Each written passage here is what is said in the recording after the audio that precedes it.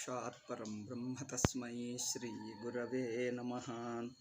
श्रुतिस्मृतिपुराणानाम् आलयं करुणालयं नमामि भगवत्पादशङ्करं लोकशङ्करं शङ्करं शङ्कराचार्यं केशवं बादरायणं सूत्रभाष्यकृतौ वन्दे भगवन्तौ पुनः पुनः। नमामि गौडपादं च शङ्करं श्रीसुरेश्वरं स्वामिनं सच्चिदानन्दमिन्द्रं तं ಜ್ಞಾನರೂಪಿಣೇ.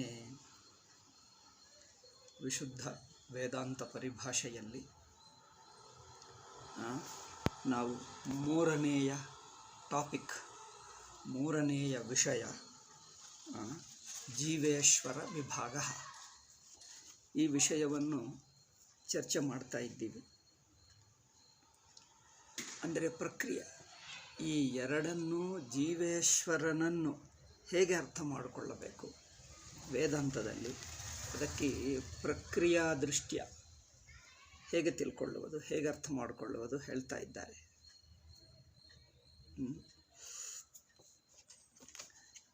ಜೀವ ಅಂದ್ರೇನು, ಈಶ್ವರ ಅಂದ್ರೇನು ಮೊದಲು ಸಾಮಾನ್ಯವಾಗಿ ಹೇಳಿದ್ದೇವೆ. ಜೀವ ಅಂದರೆ ಕರ್ತ ಭೋಕ್ತ ಜ್ಞಾತ, ಜ್ಞಾತೃ ಕರ್ತೃ ಭೋಕ್ತೃ ರೂಪವಾಗಿ ಇರುವವನು ಜೀವ. ಅಂದರೆ ತಾನು, ನಾನು ಎಂಬುವನು. ಈಶ್ವರ ಯಾರು ಅಂದರೆ ಸಾಕ್ಷಿ, ಒಬ್ಬನ ಸಾಕ್ಷಿ ಅಲ್ಲ, ಇಡೀ ಬ್ರಹ್ಮಾಂಡದ ಸಾಕ್ಷಿ, ಎಲ್ಲರಿಗೀ ಅಂತರಾತ್ಮ. ಜೀವ ಎಲ್ಲರಿಗೀ ಅಂತರಾತ್ಮ ಅಲ್ಲ, ಒಂದು ದೇಹೇಂದ್ರಿಯ ಮನಸ್ಸುಗಳಿಗೆ ಮಾತ್ರ ಪರಿಮಿತವಾಗಿದ್ದಾನೆ. ಈಶ್ವರ ಎಲ್ಲರಲ್ಲಿ ಅಂತರಾತ್ಮ ಒಂದಂಶ. ಇನ್ನೊಂದಂಶ, ಜೀವ ಜ್ಞಾತೃ ಕರ್ತೃ ಭೋಕ್ತೃ ಆಗ್ತಾನೆ. ಈಶ್ವರ ಸಾಕ್ಷಿ ಆಗ್ತಾನೆ, ಕರ್ತೃ ಅಲ್ಲ. ಸಾಕ್ಷ್ಯ ಇರುತ್ತಾನೆ, ಭೋಕ್ತೃ ಅಲ್ಲ. ಸಾಕ್ಷ್ಯ ಇರುತ್ತಾನೆ, ಜ್ಞಾತೃ ಅಲ್ಲ. ಇದು ಜೀವನಿಗೆ ಈಶ್ವರನಿಗೆ ಇರುವ ವ್ಯತ್ಯಾಸ. ಜೀವ ಕರ್ತೃಭೋಕ್ತೃ ಆಗುವುದರಿಂದ ಕರ್ಮಗಳನ್ನು ಮಾಡಿ ಅದರ ಫಲವನ್ನು ಇನ್ನೊಂದು ದೇಶ, ಇನ್ನೊಂದು ಕಾಲ, ಇನ್ನೊಂದು ಲೋಕ, ಅಂದರೆ ಒಂದು ಕಡೆ ಮಾಡಿರುವ ಕರ್ಮಗಳನ್ನು ಮತ್ತೊಂದು ಸ್ಥಾನದಲ್ಲಿ ಮತ್ತೊಂದು ಕಾಲದಲ್ಲಿ ಅದರ ಫಲವನ್ನು ಅನುಭವಿಸ್ತಾನೆ. ಅಂದರೆ ಒಂದು ಸ್ಥಾನದಿಂದ ಇನ್ನೊಂದು ಸ್ಥಾನಕ್ಕೆ, ಒಂದು ಜನ್ಮದಿಂದ ಇನ್ನೊಂದು ಜನ್ಮಕ್ಕೆ, ಒಂದು ಲೋಕದಿಂದ ಇನ್ನೊಂದು ಲೋಕಕ್ಕೆ, ಒಂದು ಪರಿಸ್ಥಿತಿಗಳಿಂದ ಇನ್ನೊಂದು ಪರಿಸ್ಥಿತಿಗೆ, ಒಂದು ಶರೀರದಿಂದ ಇನ್ನೊಂದು ಶರೀರಕ್ಕೆ, ಒಂದೇ ಶರೀರದಲ್ಲಿ ಒಂದು ಪರಿಸ್ಥಿತಿಯಿಂದ ಇನ್ನೊಂದು ಪರಿಸ್ಥಿತಿ ಅಲ್ಲವೇ. ಒಂದು ಸಂಬಂಧಗಳು, ಪರಿಸ್ಥಿತಿಗಳು, ವಸ್ತುಗಳು, ವಿಷಯಗಳು, ವ್ಯಕ್ತಿಗಳ ಸಂಬಂಧವನ್ನು ಬಿಟ್ಟು ಇನ್ನೊಂದು ವ್ಯಕ್ತಿಗಳ ಮಧ್ಯ, ಇನ್ನೊಂದು ಪರಿಸ್ಥಿತಿಗಳ ಮಧ್ಯ ಬದಲಾಯಿಸ್ತಾನೆ. ಈ ಬದಲಾವಣೆಯನ್ನೇ ಸಂಸಾರ ಎಂದು ಹೇಳಿದ್ದೀವಿ. ಈಶ್ವರನಿಗೆ ಈ ಸಂಸಾರ ಇಲ್ಲ. ಅಂದ್ರೇನು? ಒಂದು ದೇಹೇಂದ್ರಿಯ ಮನಸ್ಸುಗಳಿಗೆ ಮೊದಲಿದ್ದುಕೊಂಡು ಸಿಕ್ಕಾಕ್ಕೊಂಡು ನಂತರ ಇನ್ನೊಂದು ದೇಶ, ಇನ್ನೊಂದು ಕಾಲ, ಇನ್ನೊಂದು ಲೋಕ, ಇನ್ನೊಂದು ಪರಿಸ್ಥಿತಿಗಳು. ಏಕೆಂದರೆ ಸಾಕ್ಷಿಯಾಗಿರುವುದಕ್ಕೆ ಪ್ರಪಂಚ ನಾಮರೂಪ ಅವರಿಗೆ ಬೇಕಾಗಿಲ್ಲ. ಜೀವನಿಗೆ ಜೀವ ಇರುವುದೇ ಒಂದು ದೇಹ ರೂಪದಲ್ಲಿ, ಒಂದಾನೊಂದು ಪರಿಸ್ಥಿತಿ ವಿಶೇಷದಲ್ಲೇ ಜೀವ ಇರುತ್ತಾನೆ. ಆ ಪರಿಸ್ಥಿತಿ ವಿಶೇಷ ಎಂದಿಗೂ ಒಂದೇ ಬಗೆ ಇರಲ್ಲ, ಬದಲಾಯಿಸುತ್ತಾ ಇರುತ್ತದೆ. ಅನುಕೂಲ ಪ್ರತಿಕೂಲ, ಅನುಕೂಲ ಪ್ರತಿಕೂಲ, ಹೀಗೆ ಬದಲಾಯಿಸ್ತಾ ಇರುತ್ತೆ. ಯಾವುದಕ್ಕೆ ಅನುಗುಣವಾಗಿ? ಕರ್ಮಗಳಿಗೆ ಅನುಗುಣವಾಗಿ. ಕರ್ಮ ಅಂದರೆ ಎರಡು ಬಗೆ ಕರ್ಮ. ಈಗ ನಾವು ಮಾಡುವ ಕರ್ಮ ಒಂದು ಈಗ ನಾವು ಮಾಡ್ತಾ ಇಲ್ಲ, ನಾವು ಮೊದಲೇ ಹಿಂದಿನಿಂದ ಬರುತ್ತಾ ಇರುವ ಕರ್ಮ ಒಂದು. ಹಿಂದಿನಿಂದ ಬರುತ್ತಾ ಇರುವ ಕರ್ಮ ಒಂದು, ಈಗ ಮಾಡುತ್ತಿರುವ ಕರ್ಮ ಒಂದು. ಹೀಗೆ ಎರಡು ಬಗೆ ಕರ್ಮಗಳು. ಒಂದು ಮಾಡುವುದು, ಒಂದು ಆಲ್ರೆಡಿ ಮಾಡಿಟ್ಟಿರುವ ಅದರ ಫಲರೂಪವಾಗಿರುವ. ಹೀಗೆ ಜೀವ ಎಂಬುವವನು ಇಂಥ ಒಂದು ಕ್ರಮದಲ್ಲಿ, ಕಾರ್ಯಕಾರಣ ಕ್ರಮದಲ್ಲಿ ಸಿಕ್ಕಾಕ್ಕೊಂಡಿರುವವನು. ಒಂದು ಕಾರ್ಯಕಾರಣ ಪಾಸ್ಟ್ ಪ್ರೆಸೆಂಟ್ ಫ್ಯೂಚರ್ ಎಂಬ ಕ್ರಮದಲ್ಲಿ ಸಿಕ್ಕಾಕ್ಕೊಂಡಿರುವವನು ಜೀವ. ಅಂದರೆ ಒಂದು ಪರಿಸ್ಥಿತಿಯಲ್ಲಿದ್ದುಕೊಂಡು ಅದರ ಪ್ರಭಾವದಿಂದ ಮುಂದಿನ ಪರಿಸ್ಥಿತಿ ಬರುತ್ತದೆ. ಸಾಕ್ಷಿಗೆ ಹಿಂದಿನ ಪರಿಸ್ಥಿತಿ ಮುಂದಿನ ಪರಿಸ್ಥಿತಿ ಇಲ್ಲ, ಎರಡಕ್ಕೂ ಅಂಟದೇ ಇರುತ್ತಾನೆ. ಹೀಗೆ ಸಾಕ್ಷಿ ಸ್ವರೂಪ ಸರ್ವ ಸಂಸಾರ ರಹಿತ ಇಸ್ ಈಶ್ವರ. ಸಂಸಾರಿ ಆಗಿರುವವನು ಜೀವ ಎಂದು ಸಾಮಾನ್ಯವಾಗಿ ತಿಳ್ಕೊಂಡಿದ್ದೇವೆ. ಈ ಎರಡಕ್ಕೆ, ಈ ಇಬ್ಬರಿಗೆ ಶ್ರುತಿ ಪ್ರಮಾಣಗಳನ್ನು ತೋರಿಸಿದ್ದೇವೆ. ಏಕೆ ಹೇಗೆ ಕಠೋಪನಿಷತ್ತು ಮುಂಡಕೋಪನಿಷತ್ತಿನಲ್ಲಿ ಆತ್ಮೇಂದ್ರಿಯ ಮನೋಯುಕ್ತಂ ಭೋಕ್ತೇತ್ಯಾಹುರ್ ಮನೀಷಿಣಃ ಎಂದು ಕಠೋಪನಿಷತ್ತು ಹೇಳ್ತದೆ ಜೀವಭಾವ. ಮತ್ತು ಮುಂಡಕೋಪನಿಷತ್ತು ಒಂದೇ ಮಂತ್ರದಲ್ಲಿ ತಯೋರನ್ಯ ಪಿಪ್ಪಲಂ ಸ್ವಾದ್ವತ್ತಿ ಅನಶ್ನನ್ಯನ್ಯೋ ಅಭಿಚಾಕಶೀತಿ ದ್ವಾಸುಪರ್ಣ ಸಯುಜಾ ಸಖಾಯ ಸಮಾನಂ ವೃಕ್ಷಂ ಪರಿಶಶ್ವಜಾತೆ. ನೋಡಿ, ದ್ವಾಸುಪರ್ಣ ಸಯುಜಾ ಸಖಾಯ, ಎರಡು ಪಕ್ಷಿಗಳು ಒಂದೇ ಮರವನ್ನು ಆಶ್ರಯಿಸಿಕೊಂಡಿರುತ್ತವೆ. ಒಂದೇನೋ ಕರ್ಮಫಲವನ್ನು ಅನುಭವಿಸುತ್ತದೆ, ಆ ಮರದ ಹಣ್ಣುಗಳನ್ನು ತಿನ್ನುತ್ತದೆ. ಇನ್ನೊಂದೇನೋ ಆ ಮರಕ್ಕೆ ಸಿಕ್ಕಾಕ್ಕೊಂಡದೆ ಮರದ ಹಣ್ಣುಗಳನ್ನು ತಿನ್ನದೆ ಸುಮ್ಮನೆ ಗಮನಿಸ್ತಾ ಇರುತ್ತದೆ ಸಾಕ್ಷಿಯಾಗಿ. ಹೀಗೆ ಒಂದೇ ಮರದಲ್ಲಿ ಎರಡು ಪಕ್ಷಿಗಳಿವೆ ಎಂದು ಒಂದು ಒಳ್ಳೆಯ ದೃಷ್ಟಾಂತ ರೂಪವಾಗಿ ಹೇಳಿಕೊಟ್ಟಿತು. ಇದರಿಂದ ಏನು ಗೊತ್ತಾಗ್ತದೆ? ಜೀವ ಈಶ್ವರ ಹೇಗೆ ಬೇರೆ ಇದ್ದಾರೆ ಎಂದು ತೋರಿಸ್ತಾರೆ. ಈಗ ಮತ್ತೊಂದು, ಏಕೋ ದೇವ ಸರ್ವಭೂತೇಷು ಗೂಢಃ ಸರ್ವವ್ಯಾಪಿ ಸರ್ವಭೂತಾಂತರಾತ್ಮ ಕರ್ಮಾಧ್ಯಕ್ಷ ಸರ್ವಭೂತಾಧಿವಾಸ ಸಾಕ್ಷಿ ಚೇತ ಕೇವಲೋ ನಿರ್ಗುಣಶ್ಚ. ಇದು ಶ್ವೇತಾಶ್ವತರ ಉಪನಿಷತ್ತಿಂದ. ಇದೇನೋ ಈಶ್ವರನ ಕುರಿತೇ ಹೇಳುತ್ತಾ ಇದೆ. ಅಂದರೆ ಕಠೋಪನಿಷತ್ತಿನಲ್ಲಿ, ಒಂದು ನಿಮಿಷ,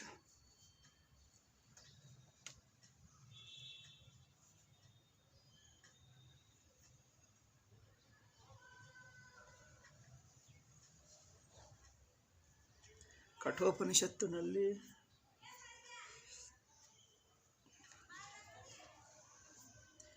ಜೀವನ ಸ್ವಭಾವ ಹೇಳಿದೆ. ಆತ್ಮೇಂದ್ರಿಯ ಮನೋಯುಕ್ತಂ ಭೋಕ್ತೇತ್ಯಾಹುರ್ ಮನೀಷಿಣ. ಶ್ವೇತಾಶ್ವತರ ಉಪನಿಷತ್ತಿನ ವಾಕ್ಯ ಕೇವಲ ಈಶ್ವರ ಸ್ವರೂಪವನ್ನು ಹೇಳುತ್ತಾ ಇದೆ. ಮುಂಡಕೋಪನಿಷತ್ತಿನಲ್ಲಿ ಒಂದೇ ಮಂತ್ರದಲ್ಲಿ ಜೀವ ಈಶ್ವರ ಪಕ್ಕಪಕ್ಕದಲ್ಲೇ ಹೇಳುತ್ತಾ ಇದೆ. ಸುಮ್ಮನೆ ಮಂತ್ರಗಳು ಅಷ್ಟೇ. ಈಗ ಈ ಮಂತ್ರಗಳ ಪ್ರಮಾಣ ಆದ ನಂತರ ಈಗ ಇದನ್ನು ಭಾಷ್ಯದ ಬಲದಿಂದ ಭಾಷ್ಯಕಾರರು ಜೀವೇಶ್ವರ ಸಂಬಂಧವನ್ನು ಹೇಗೆ ಹೇಳಿದ್ದಾರೆ? ತತ್ರ ನಿಷ್ಪ್ರಪಂಚಂ ಅದ್ವಿತೀಯಂಚ ಸದೇವ ಬ್ರಹ್ಮ. ನಿಜವಾಗಿ ನಾವು ಯಾರನ್ನು ಜೀವ ಎಂದು ಈಶ್ವರ ಎಂದು ಹೇಳುತ್ತಾ ಇದ್ದೀವೋ ಅವರಿಬ್ಬರಲ್ಲ. ಇದು ಮೊದಲು ಸ್ವಲ್ಪ ಹೇಳಿದ್ದೇವೆ.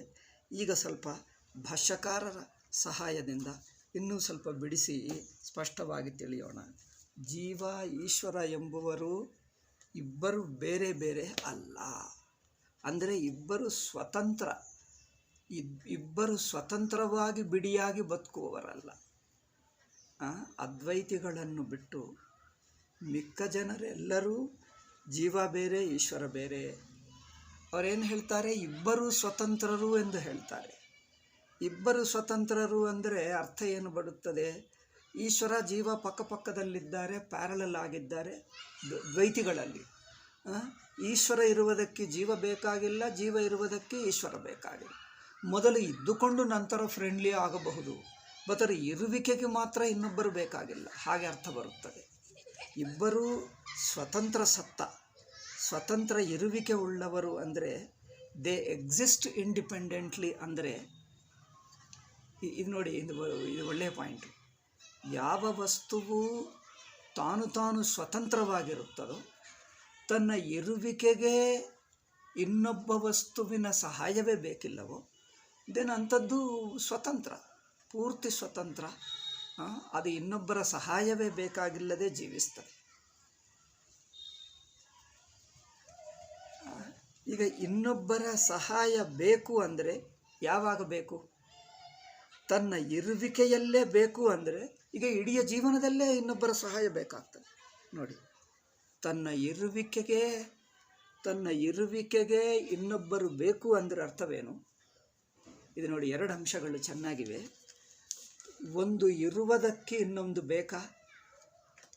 ಅವರೇನು ಹೇಳ್ತಾರೆ ಕೆಲವರು ದ್ವೈತಿಗಳು, ಜೀವನು ಇರುವುದಕ್ಕೆ ಇನ್ನೊಬ್ಬರ ಸಹಾಯ ಬೇಡ, ಈಶ್ವರನ ಸಹಾಯ ಬೇಡ. ಜೀವನು ತಾನಾಗಿರುತ್ತಾನೆ.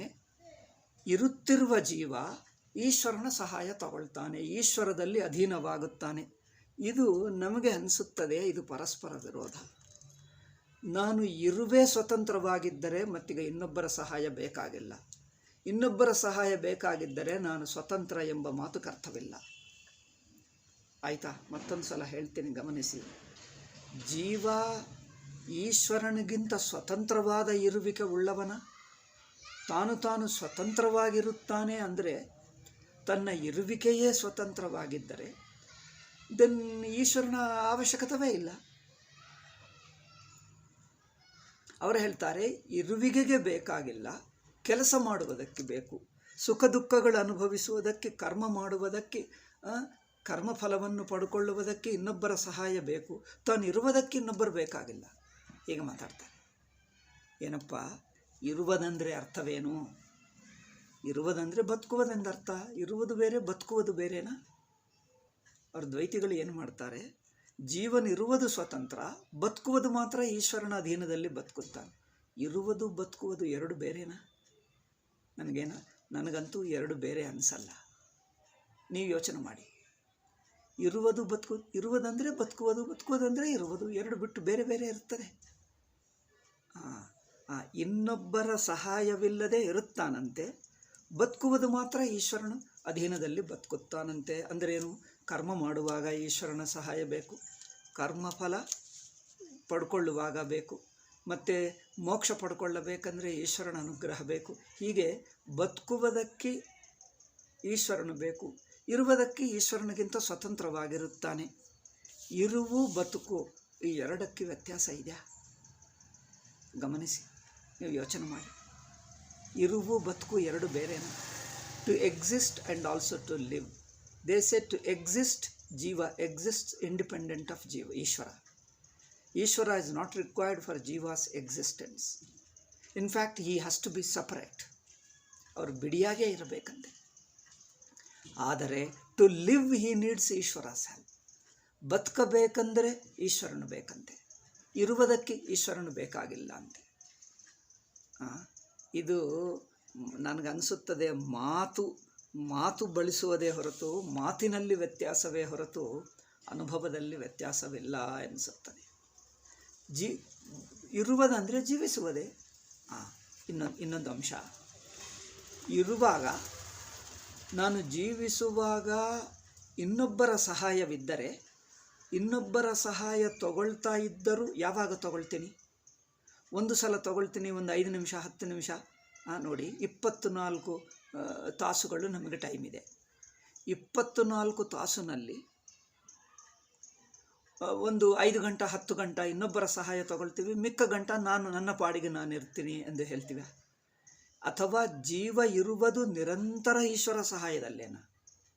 ಈಶ್ವರ ಸಹಾಯವಿಲ್ಲದೆ 1 ನಿಮಿಷ 1 ಸೆಕೆಂಡು ಇರೋಕ್ಕಾಗಲ್ಲ. ಅಂದರೆ ಇನ್ನೊಬ್ಬ ವಸ್ತುವಿನ ಸಹಾಯವು ಇಲ್ಲದೆ 1 ಚೂರು 1 ಸೆಕೆಂಡು 1 ನಿಮಿಷವೂ ಜೀವಿಸೋಕ್ಕಾಗದಿದ್ದರೆ ದೆನ್ ಯಾರ ಸಹಾಯವು ಬೇಕನ್ನಿಸುತ್ತಾ ಇದೆಯೋ ದಟ್ ಸಹಾಯ becomes an integral part of me. ಅವಿನಾಭೂತ ವಸ್ತುವಾಗುತ್ತಾನೆ. ಅವರನ್ನು ನನಗಿಂತ ಬಿಡಿಸಕ್ಕಾಗದೇ ಇರುವಂಥ ಅವಯವವಾಗುತ್ತಾನೆ ಅಲ್ಲವಾ? ಗಮನಿಸಿ ನೀವು. ಯಾವುದು ನಾನು ಸ್ವಲ್ಪ ಹೊತ್ತು ಸಹಾಯ ತಗೊಳ್ತೀನಿ, ಸ್ವಲ್ಪ ಹೊತ್ತು ಅವರ ಸಹಾಯವಿಲ್ಲದೆ ಇರ್ತೀನಿ ಎಂದು ಹೇಳಿದ್ದರೆ ಆವಾಗ ಹೇಳಬಹುದು ಅವರು ಹೊರಗಾಗಿರುತ್ತಾರೆ, ನಾನು ಎಷ್ಟೋ ಹೊತ್ತು ಅವರಿಲ್ಲದೇ ಇರ್ತೀನಿ, ಎಷ್ಟೋ ಹೊತ್ತು ಆಗಾಗ ಸ್ವಲ್ಪ ಸಹಾಯ ತಗೊಳ್ತೀನಿ ಅಂತ. ಬಟ್ ಯಾವುದು ಬಿಟ್ಟು ಇರೋಕ್ಕಾಗಲ್ಲವೋ, ಉಸಿರು ನೋಡಿ, ಉಸಿರು ಸ್ವಲ್ಪ ಹೊತ್ತು ಬಿಟ್ಟು ಇರೋಕ್ಕಾಗುತ್ತದೆ? ಉಸಿರು ನಿರಂತರವಾಗಿರಬೇಕು. ಯಾವುದು ನಮಗೆ ನಿರಂತರವಾಗಿರುತ್ತದೋ ಅದು ಬಿಟ್ಟರೆ ನಾವು ಬದುಕಕ್ಕೆ ಆಗಲ್ಲವೋ ಅದರ ಸಹಾಯ ತಗೊಳ್ತೀವಿ ಎಂದು ಹೇಳ್ತೀವ. ನಾನು ಪ್ರಾಣದ ಸಹಾಯ ತಗೊಂಡು ಬದುಕುತ್ತಾ ಇದ್ದೀನಿ, ಪ್ರಾಣವೇ ಬದುಕುವುದು. ನೋಡಿ, ಇದು ತಪ್ಪು. ಏಕೆಂದರೆ ಪ್ರಾಣ ಅಂದರೆ ಬದುಕುವುದೇ. ನಾನು ಪ್ರಾಣ ಸಹಾಯದಿಂದ ಬದುಕುತ್ತಾ ಇದ್ದೀನಿ ಅಂದರೆ ನಾನು ಬದುಕು ಸಹಾಯದಿಂದ ಬದುಕುತ್ತಾ ಇದ್ದೀನಿ ಅಂತಂತಿದೆ. ಬದುಕುವುದೇ ಬದುಕುವುದು, ಬದುಕು ಸಹಾಯದಿಂದ ಬದುಕುವುದೇನಪ್ಪ? ಪ್ರಾಣ ಅಂದ್ರೇನು? ಬದುಕು, ಬೀಯಿಂಗ್ ಲೈವ್, ಜೀವಿಸಿರುವುದು, ಅದಕ್ಕೆ ಪ್ರಾಣ ಹೇಳಿದ್ದರು. ಪ್ರಾಣ ಅಂದರೆ ಜೀವ ಪ್ರಾಣಧಾರಣೆ, ಜೀವಿಸಿ ಇರುವುದು, ಮರಣವಾಗಲಿಲ್ಲ. ಪ್ರಾಣ ಎಲ್ಲಿದೆ? ಪ್ರಾಣ ಅಂದರೆ ಏನು ಗೊತ್ತಾ? ಪ್ರಾಣಮಯ ಕೋಶ. ಪ್ರಾಣ ಹೇಳ್ತಾರೆ. ಜೀವಿಸಿದ್ದೀವಲ್ಲ, ಯಾವದಿಂದ ನಾವು ಜೀವಿಸಿದ್ದೀವೋ, ನಾವು ಜೀವಿಸಿದ್ದೇವೆ, ಇನ್ನೂ ಸಾಯಲಿಲ್ಲ, ಬದುಕಿದ್ದಾನೆ ಎಂದು ಹೇಳುವುದಕ್ಕೆ ಯಾವುದನ್ನು ನೋಡಿ ಹೇಳ್ತೀವಿ? ಅದು ಪ್ರಾಣ. ಯಾವುದನ್ನು ನೋಡಿ, ಯಾವ ಗುಣ, ಯಾವ ಲಕ್ಷಣವನ್ನು ನೋಡಿ ಅವರು ಬದುಕಿದ್ದಾನೆ ಎಂದು ಹೇಳ್ತೀವೋ, ಅದಿಲ್ಲದಿದ್ದರೆ ಹೋಯಿತು, ಈಗ ಇಲ್ಲ, ಸತ್ತು ಹೋದ ಎಂದು ಹೇಳ್ತೀವೋ, ಅದು ಪ್ರಾಣ ಅಲ್ಲ. ಅಂದರೆ ಈಗ ಉಸಿರು ಅಥವಾ ಪ್ರಾಣ ಇಲ್ಲದಿದ್ದರೆ, ನಾನು ಇಲ್ಲಕ್ಕಾಗದಿದ್ದರೆ, ಇಲ್ಲದಿರುವಕ್ಕಾಗದಿದ್ದರೆ ದೆನ್ ಅದು ನನ್ನಲ್ಲಿ ಅಂತರ್ಭಾಗ, ಅದನ್ನು ಬಿಡಿಸೋಕ್ಕಾಗಲ್ಲ. ಈಶ್ವರನ ಸಹಾಯವಿಲ್ಲದೆ, ನೋಡಿ, ಈಶ್ವರನ ಸಹಾಯ ಜೀವ ಬೇಕು ಎಂದು ಹೇಳಿದ್ದೇವೆ. ಆಯಿತು. ಎರಡನೆಯ ಅಂಶ ಈಗ ನಾವು ಮಾಡ್ತಾನೆ ಇದ್ದೀವಿ. ಸ್ವಲ್ಪ ಹೊತ್ತು ಬೇಕಾ? ಎಂದಿಗೂ ಬೇಕಾ? ಸ್ವಲ್ಪ ಹೊತ್ತು ಬೇಕು ಅಂದರೆ ಸ್ವಲ್ಪ ಹೊತ್ತು ಈಶ್ವರನ ಸಹಾಯವಿಲ್ಲದೆ ಜೀವಿಸಬಹುದಾ? ಆಗಲ್ಲ. ಎಂದಿಗೂ ಈಶ್ವರ ಬೇಕು. ಎಂದಿಗೂ ಅಂದರೆ ಅರ್ಥವೇನು? ಜೀವ ಎಷ್ಟೊತ್ತಿರುತ್ತಾನೋ ಅಷ್ಟೊತ್ತು ಈಶ್ವರ ಸಹಾಯದಿಂದಲೇ ಜೀವಿಸ್ತಾನೆ. ಅಂದರೆ ಈಶ್ವರನು ಜೀವನದಲ್ಲಿ ಎಷ್ಟು ಅಂತರ್ಭಾಗ, ಅವಿನಾಭೂತವಾದಾಗ, inseparable integral part, integral part. ಈಶ್ವರನನ್ನು ಬಿಡಿಸಿ ತನ್ನ ಇರುವಿಕೆಯನ್ನು ಊಹಿಸ್ಕೊಳ್ಳಕ್ಕಾಗಲ್ಲ, ತನ್ನ ಬದುಕನ್ನು ಊಹಿಸ್ಕೊಳ್ಳಕ್ಕಾಗಲ್ಲ ಅಲ್ಲವೇ? ಏಕೆ? ಅವನು ಅಷ್ಟು ನನ್ನ ಜೊತೆಗೆ ಅವಿನಾಭೂತವಾಗಿದ್ದರೆ ಅಂಥ ಈಶ್ವರನನ್ನು ಬಿಡಿ ಎಂದು ಹೇಳಬಹುದಾ? ಅಂಥ ಈಶ್ವರನನ್ನು ತನಗಿಂತ ಬೇರೆ, ನಾನು ಬೇರೆ, ಈಶ್ವರ ಬೇರೆ, ಜೀವ ಬೇರೆ ಎಂದು ಹೇಳೋಕ್ಕಾಗ್ತದ? ಯಾರ ಸಹಾಯ ನನಗೆ ಇನ್ನೆವಿಟೇಬಲ್, ಅನಿವಾರ್ಯವಾಗಿ ಅವಿನಾಭೂತವಾಗಿರುತ್ತದೋ, ಅವಿನಾಭೂತ ಅಂದರೆ ಅದು ವಿನಾಭೂತ, ಅದು ಇಲ್ಲದಿದ್ದರೆ ನಾನು ಜೀವಿಸೋಕ್ಕಾಗಲ್ಲ. ಅಂದರೆ ಯಾವಾಗಿರುತ್ತದೆ? ಎಂದಿಗೂ ಇರುತ್ತದೆ. ಎಂದಿಗೂ ಇದ್ದರೆ ಅದು ನನ್ನಲ್ಲಿ ಅಂತರ್ಭಾಗ, ನನ್ನಲ್ಲಿ ಒಂದು ಇಂಟೆಗ್ರಲ್ ಪಾರ್ಟ್, ನನ್ನಿಂದ ಬಿಡಿಸಕ್ಕಾಗದೇ ಇರುವಂಥ ಅವಯವ, ಅವಿನಾಭೂತ ಅವಯವ. ಅವಿನಾಭೂತ ಅವಯವವನ್ನು ಎರಡು ಎಂದು ಹೇಳ್ತೀವ? ಒಬ್ಬನು ಬಂದರೆ ಹೇಳ್ತಾನೆ, ಅವನು ಬಂದ, ಅವನು ಕೈಕಾಲುಗಳು ಬಂದಿವೆ ಎಂದು ಯಾರಾದರೂ ಹೇಳ್ತಾರ? ಅವನು ಬಂದ, ಅವನು ಉಸಿರು ಬಂತು ಎಂದು. ಅವನು ಬಂದ ಅಂದರೆ ಉಸಿರು ಬಂದೇ ಬರುತ್ತದೆ. ಅವನು ಬಂದ, ಅವನು ಉಸಿರು ಬಂದ ಅಂದರೆ ಏನರ್ಥಪ್ಪ? ಅಂದರೆ ಏನರ್ಥ ಎಂದು ಹೇಳಿ ಯಾರು ಅರ್ಥವಾಗದಿದ್ದರೆ, ಏನಪ್ಪ ಅವನು ಬಂದ, ಅವನ ಕೈಕಾಲುಗಳು ಬಂದಿವೆ, ಅವನು ಉಸಿರು ಬಂದ, ಉಸಿರು ಸಮೇತ ಬಂದ ಅಂದರೆ ಅರ್ಥವೇನು? ಅವನು ಬಂದ ಅಂದರೆ ಉಸಿರು ಬಂದೇ ಬರುತ್ತದೆ. ಉಸಿರು ಸಮೇತ ಅಂದರೆ ಉಸಿರು ಏನು ಬಿಡಿಯ? ಅಂದರೆ ಕೆಲವೊಮ್ಮೆ ಉಸಿರು ಬಿಟ್ಟು ಬರ್ತಾನ? ಉಸಿರು ಬಿಟ್ಟು ನಿಮ್ಮ ಮನೆಗೆ ಫಂಕ್ಷನ್ಗೆ ಬರುತ್ತಾನೆ, ಫಂಕ್ಷನ್ ಎಲ್ಲ ಮಾಡಿಕೊಂಡು ನಂತರ ಹೋಗಿ ಮನೆಗೆ ಹೋಗಿ ಉಸಿರು ಹಾಕ್ಕೊಳ್ತಾನೆ. ಇದೇನಪ್ಪ ಟ್ಯಾಬ್ಲೆಟ್ ಹಾಕ್ಕೊಳ್ಳುವುದಕ್ಕೆ? ಹೇಗೆ ಹಾಕ್ಕೊಳ್ತಾನಪ್ಪ? ತಾನಿದ್ದಾನೆ ಅಂದರೆ ಉಸಿರಿಲ್ಲದಿದ್ದರೆ ತಾನೇ ಇಲ್ಲ. ಯಾವುದಿಲ್ಲದಿದ್ದರೆ ತಾನು ಇರಕ್ಕೆ ಆಗಲ್ಲವೋ ಅವನು ನನ್ನ ಜೀವನದ ಅವಿನಾಭೂತವಾದ ಅಂಗವಾಗುತ್ತಾನೋ ಅವನು ನಾನು ಎಂದು ಹೇಳಬಹುದಾ? ನಾನೇ ಅವನು, ಅವನೇ ನಾನು, ಅವು ಎರಡು ವಸ್ತುಗಳಲ್ಲ, ಒಂದೇ ಆಗುತ್ತದೆ ಅಲ್ಲವೇ? ಅದಕ್ಕೋಸ್ಕರ ನಾವು ಈಶ್ವರ ಅಂದರೆ, ಇದು ದ್ವೈತಿಗಳದ್ದು ಏನೋ ಅಂದರೆ ಅವರೇನು ಹೇಳ್ಕೊಡ್ತಾರೋ ನಮಗೆ ವಿಸ್ತಾರವಾಗಿ ಗೊತ್ತಿಲ್ಲ. ನಮಗೆ ಗೊತ್ತಿರುವ ಮಷ್ಟಿಗೂ ನೋಡಿ, ನಾನೀಗ ದ್ವೈತಿಗಳದ ಜೀವ ಈಶ್ವರ ಸಂಬಂಧವನ್ನು ನಮ್ಮ ಅದ್ವೈತಿಗಳ ಸಂಬಂಧ ಜೊತೆಗೆ ಹೋಲಿಸಿ ಹೇಳಿದ್ದೀನಿ. ಇದು ಅವರು ಹೇಳಿದ್ದು ಪೂರ್ಣವಾಗಿ ಅವರು ಹಾಗೇ ಹೇಳ್ತಾರೋ ಸ್ವಲ್ಪ ವ್ಯತ್ಯಾಸ ಹೇಳ್ತಾರೋ ನನಗೆ ಅಷ್ಟು ಗೊತ್ತಿಲ್ಲ. ಎಷ್ಟು ಗೊತ್ತಿದೆಯೋ ಅಷ್ಟೇ ಇಟ್ಕೊಂಡು, ದ್ವೈತಿಗಳು ಹೇಳಿದ್ದನ್ನು ಅಷ್ಟು ಸ್ವಲ್ಪ ಇಟ್ಕೊಂಡು ಮಿಕ್ಕದು ನಮ್ಮ ಜೊತೆಗೆ ಹೋಲಿಸಿದ್ದೇನೆ. ಅವರು ಹೇಳಿದ್ದು ಇಷ್ಟೇ, ಇರುವಿಕೆಗೆ ಜೀವ ಬೇರೆ, ಈಶ್ವರ ಬೇರೆ, ಆದರೆ ಬದುಕುವಿಗೆ ಮಾತ್ರ ಈಶ್ವರಾಧೀನ. ನನಗೆ ಮಾತ್ರ ಇದು ಏನು ಬೆರಡು ಬೇರೆ ಅಲ್ಲ. ಜೀವನು ಅವರ ಅವಿನಾಭೂತ ಈಶ್ವರನ ಅಧೀನವಾಗೇ ಇರುತ್ತಾನೆ. ಅಧೀನವಿಲ್ಲದೆ ಸ್ವತಂತ್ರವಾಗಿ ಇಲ್ಲವೇ ಇಲ್ಲ ಅಂದರೆ ಮತ್ತೆ ಈ ಜೀವ ಈಶ್ವರ ಇಬ್ಬರು ಎಂದು ಹೇಳುವುದೇಕೆ? ಅದು ಇಲ್ಲದಿದ್ದರೆ ಇದು ಇಲ್ಲ, ಇದಿಲ್ಲದಿದ್ದರೆ ಅದಿಲ್ಲ. ಅದನ್ನು ಇಬ್ಬರು ಎಂದು ಹೇಳುವುದೇ ತಪ್ಪು, ಎರಡು ಎಂದು ಹೇಳುವುದೇ ತಪ್ಪು. ಅದು ಇದು ಒಂದೇ, ಅದು ಇದು ಎರಡು ಸೇರಿಸಿ ಒಟ್ಟು ಎಂದು ಹೇಳಬೇಕೇ ಹೊರತು. ಅದರಿಂದ ಅದ್ವೈತಿಗಳು ಏನು ಹೇಳ್ತಾರೆ? ಜೀವ ಈಶ್ವರ ಎಂದು ಇಬ್ಬರಲ್ಲ, ಜೀವ ಈಶ್ವರನೆಂಬುವುದು ಒಂದೇ ಪೇಪರಿಗೆ ಎರಡು ಪಾರ್ಶ್ವಗಳು, ಎರಡು ಮುಖಗಳ ಹಾಗೆ ಜೀವ ಈಶ್ವರ ಎಂಬುದು ಎರಡು ಸೇರಿಕೊಂಡೇ ಇರುತ್ತವೆ. ಜೀವ ಅಂದರೆ ಈಶ್ವರ ಬಂದೇ ಬಿಟ್ಟ, ಈಶ್ವರ ಅಂದರೆ ಜೀವ ಬಂದೇ ಬಿಟ್ಟ ಅಷ್ಟೇ. ಒಂದು ಪೇಪರಿಗೆ ಹೇಳ್ತೀವಲ್ಲ, ಪೇಪರಿಗೆ ಎರಡು ಮುಖಗಳಿದ್ದರೆ ಈ ಮುಖವಿಲ್ಲದಿದ್ದರೆ ಈ ಮುಖ ಇರೋಕ್ಕಾಗಲ್ಲ, ಈ ಮುಖ ಇಲ್ಲದಿದ್ದರೆ ಈ ಮುಖ ಇರೋಕ್ಕಾಗಲ್ಲ. ಎರಡು ಎಂದಿಗೂ ಸೇರಿಕೊಂಡೇ ಇರುತ್ತವೆ. ಆದ್ದರಿಂದ ಅದನ್ನು ಎರಡು ಎಂದು ಹೇಳೋಕ್ಕಾಗಲ್ಲ, ಎರಡು ಅವಯವದ ಒಂದು ತತ್ವ. ನೋಡಿ, ಅಂದರೆ ಎರಡು ಕೊಂಬೆಗಳಿರುವ ಒಂದು ಮರ ಹಾಗೆ ಹೇಳಬಹುದು.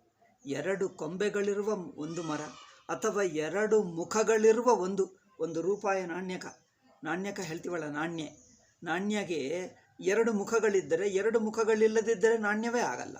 ಒಂದೇ ಮುಖದ ನಾಣ್ಯ ನೋಡ್ತೀರಾ, ಇನ್ನೊಂದು ಮುಖ ಇಲ್ಲ, ಒಂದೇ ಇರುತ್ತದೆ. ಅಮ್ಮ ಸರ್ಕಾರ ಇನ್ನು ಮೇಲೆ ಶುರು ಮಾಡಲಿ, ಒಂದೇ ಮುಖ ಇರುವ ನಾಣ್ಯ ಇನ್ನೊಂದು ಮುಖ ಇಲ್ಲ ಮಾಡಿ ನೋಡ್ತೀನಿ, ಯಾರಿಂದ ಆಗಲ್ಲ, ಇನ್ನೊಂದು ಮುಖ ಇದ್ದೇ ಇರುತ್ತದೆ. ಹಾಗೆ ಈ ಎರಡು ಮುಖಗಳು ಜೊತೆಗೆ ಇರುತ್ತವೆ. ಈ ಎರಡೆಂಬುದು ನಮ್ಮ ದೃಷ್ಟಿ ಭೇದವೇ ಹೊರತು ಇರುವಿಕೆಯಲ್ಲಿ ಭೇದ ಇಲ್ಲ. ಒಂದೇ ನಾಣ್ಯಕವನ್ನು ನಾವು ಎರಡೆಂದು ಏಕೆ ಹೇಳಿದ್ದೀವಿ ಅಂದರೆ, ನಾವು ಎರಡು ಒಟ್ಟಿಗೆ ನೋಡೋಕ್ಕಾಗ್ತಾ ಇಲ್ಲ. ನಾವು ಒಂದು ನಾಣ್ಯ ಕೊಟ್ಟರೆ ಒಟ್ಟಿಗೆ ನೋಡೋಕ್ಕಾಗ್ತದೆ? ಒಟ್ಟಿಗೆ ನೋಡೋಕ್ಕಾಗಲ್ಲ. ಒಂದು ಈ ಸೈಡ್ ನೋಡ್ತೀವಿ, ನಂತರ ಈ ಸೈಡ್, ನಂತರ ಇದು, ನಂತರ ಇದು, ನಂತರ ಇದು, ನಂತರ ಇದು. ಅಂದರೆ ಏನು? ಈ ಪಕ್ಕ ನೋಡಿದ ನಂತರ ಈ ಪಕ್ಕ ನೋಡ್ತೀವಿ, ಈ ಪಕ್ಕ ನೋಡಿದ ನಂತರ ನಾವು ನೋಡುವಾಗ ಎರಡನ್ನು ಒಟ್ಟಿಗೆ ನೋಡೋಕ್ಕಾಗ್ತಾ ಇಲ್ಲ, ಒಂದು ನಂತರ ಇನ್ನೊಂದೇ ನೋಡ್ತಾ ಇದ್ದೀವಿ. ಅದರಿಂದ ನಮ್ಮ ದೃಷ್ಟಿಗೆ ಎರಡು ಮುಖಗಳು ಎಂದು ಹೇಳಿದ್ದೀವಿ. ನಮ್ಮ ದೃಷ್ಟಿಗೆ ಎರಡು ಮುಖಗಳು ಎಂದು ಹೇಳಿದ್ದೇವೆ ಅಷ್ಟೇ ಹೊರತು ಅವರ ಇರುವಿಕೆಯಲ್ಲಿ ಎರಡಾಗಿದ್ದರ, ಎರಡು ಸೇರಿಕೊಂಡು ಒಟ್ಟಾಗಿದ್ದರ. ಅದಕ್ಕೋಸ್ಕರ ಇಲ್ಲಿ ನೋಡಿ, ತತ್ರ ನಿಷ್ಪ್ರಪಂಚಂ ಅದ್ವಿತೀಯಂ ಚ ಸದೇವ ಬ್ರಹ್ಮ. ಪರಮಾತ್ಮ ಅಥವಾ ಬ್ರಹ್ಮ ಪರಮಾತ್ಮ ಅಂದರೆ ಏನು? ಇರುವ ತತ್ವ ಏನಿದೆಯೋ ಅದು, ಇರುವ ವಾಸ್ತವಿಕ ತತ್ವ. ಪರಮಾತ್ಮ ಅಂದರೇನು? ಸತ್ಯ. ಯಾವುದು ಸತ್ಯವೋ, ಯಾವುದು ತಾನು ನಿಜವಾಗಿದೆಯೋ ಅದು ಯಾವುದಾದರೆ ಅದು, ಅದಕ್ಕೆ ಹೆಸರು ಏನೇ ಇಟ್ಕೋ, ಅದು ಬ್ರಹ್ಮ ಹೇಳ್ಕೊ, ಪರಮಾತ್ಮ ಹೇಳ್ಕೊ, ಜಗತ್ ಏನೇ ಹೇಳ್ಕೊ, ಅದು ಏನಿದೆಯೋ ಅದು ನಿಜವಾಗಿರುವಂಥದ್ದು, ತಾನಾಗಿ ನಿಜವಾಗಿರುವಂಥದ್ದು. ಅದ್ವಿತೀಯಂ, ತಾನಾಗಿರುವಂಥದ್ದು ಅಂದರೆ ಏನು? ಅದನ್ನು ಇನ್ನೊಬ್ಬರು ಇಟ್ಟಿರುವ ಹೆಸರಲ್ಲ. ನಾನು ನೋಡಿ ಹೆಸರಿಟ್ಟರೆ ನನ್ನ ನೋಟಕ್ಕೆ ಅನುಗುಣವಾಗಿ ಹೆಸರಿಡ್ತೀನಿ.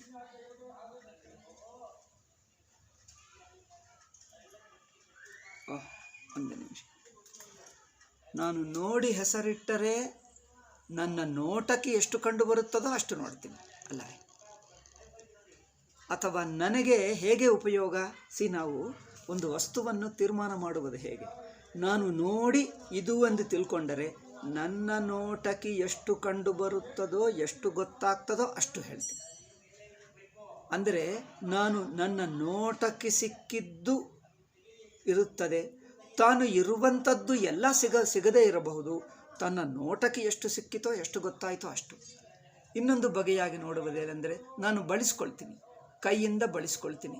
ಕೈಯಿಂದ ಬಳಸ್ಕೊಂಡ್ರೆ ನನ್ನ ಕೈಯಿಂದ ಎಷ್ಟು ಹಿಡಿಯೋಕ್ಕಾಗ್ತದೋ, ಎಷ್ಟು ಬಳಸೋಕ್ಕಾಗುತ್ತದೋ, ಹೇಗೆ ಬಳಸೋಕ್ಕಾಗ್ತದೋ ಅಷ್ಟೇ. ಆದರೆ ನಮ್ಮ ಕೈಗೆ ಸಿಗದೇ ಇರುವಂಥದ್ದಿರಬಹುದು, ಕೈಯಿಂದ ಬಳಸಿಕೊಳ್ಳಕ್ಕಾಗದೇ ಇರುವಂಥ ಹೆಚ್ಚಿನದು ಇರಬಹುದು. ಆದರೆ ನಾನು ಕೈಯಿಂದ ಎಷ್ಟು ಬಳಸ್ಕೊಳ್ತೀನೋ ಅಷ್ಟೇ ನೋಡ್ತೀನಿ. ಅದಲ್ಲ, ನಾವು ಯಾವುದೇ ತತ್ವ, ಯಾವುದೇ ಒಂದಾನೊಂದು ವಿಷಯ ಇದೆ ಅಂದರೆ ಹೇಗೆ ತಿಳ್ಕೊಳ್ತೀವಿ ನಾವು? ಇದೆ ಅಂದರೆ ಏನರ್ಥ? ಇದೆ ಅಂದರೆ ನಮ್ಮ ಕಣ್ಣಿಗೆ ಕಂಡು ಬರ್ತಾ ಇದೆ, ಇದೆ ಅಂದರೆ ನಮ್ಮ ಇಂದ್ರಿಯಗಳಿಗೆ ಗೊತ್ತಾಗ್ತಾ ಇದೆ, ಇದೆ ಅಂದ್ರೇನು? ನಾವು ಕೈಯೆಲ್ಲ ಬಳಸ್ಕೊಳ್ಳಬಹುದು ಎಂದರ್ಥ. ಹೀಗೆ ನಾವು ಎಷ್ಟು ಬಳಸ್ಕೊಳ್ತೀವೋ ಅಷ್ಟನ್ನೇ ನೋಡ್ತಾ ಇದ್ದೀವಿ. ನಮ್ಮ ಬಳಿಕೆ ಇಂದು ಕಾಲಿನಿಂದ ಬಳಸಿಕೊಳ್ಳುವುದು, ಕೈಯಿಂದ ಬಳಸಿಕೊಳ್ಳುವುದು, ಬಾಯಿಯಿಂದ ಮಾತಾಡುವುದು, ಕಣ್ಣಿನಿಂದ ನೋಡುವುದು. ಅಂದರೆ ನಮ್ಮ ಇಂದ್ರಿಯಗಳಿಗೆ ಎಷ್ಟು ಸಿಕ್ಕುತ್ತದೋ ಅಷ್ಟನ್ನೇ ಇಟ್ಕೊಂಡು ಹೇಳ್ತಾ ಇದ್ದೀವಿ. మరి ತತ್ವ ಅಂದ್ರೇನು? ಪರಮಾತ್ಮ ನಿಮಗೆ ಕಂಡು ಬರುವಷ್ಟು ಹೇಳ್ತಾ ಇಲ್ಲ.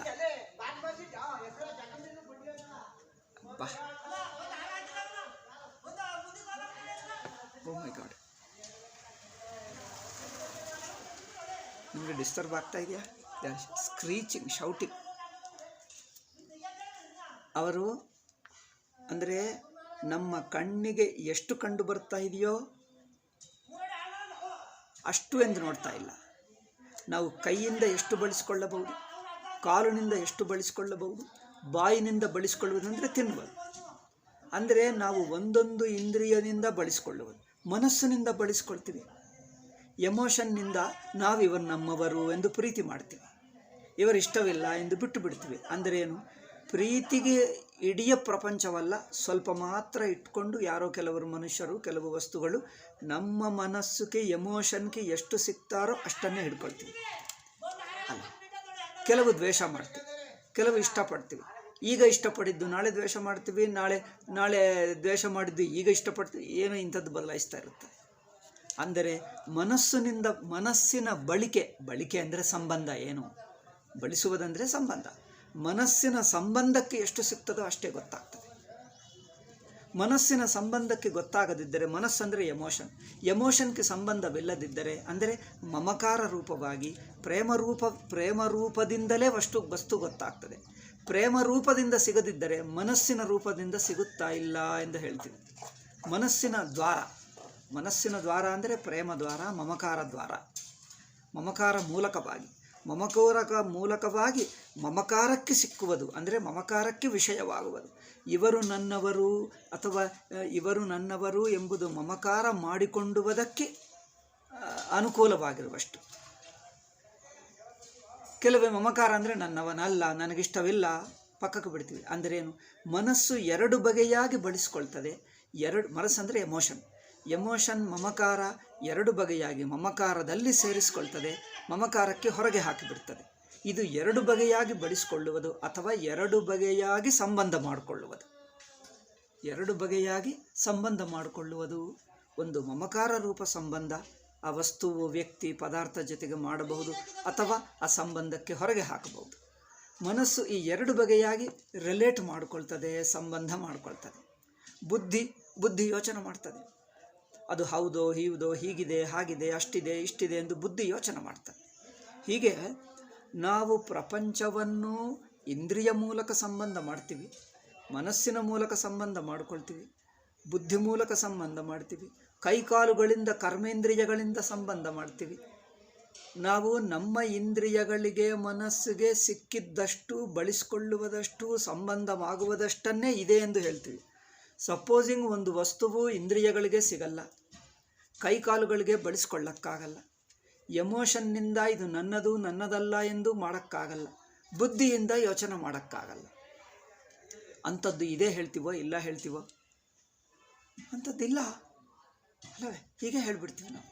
ಅಂಥದ್ದಿಲ್ಲವೇ ಇಲ್ಲ. ಇದೆ ಅಂದರೆ ಅರ್ಥವೇನು? ಇಂದ್ರಿಯಗಳಿಗಾದರೂ ಮನಸ್ಸುಗಾದರೂ ಬುದ್ಧಿಗೆ ಆದರೂ ಸಿಗಬೇಕು. ಇಂದ್ರಿಯಗಳಲ್ಲಿ ಎರಡು, ಜ್ಞಾನೇಂದ್ರಿಯ ಕರ್ಮೇಂದ್ರಿಯ.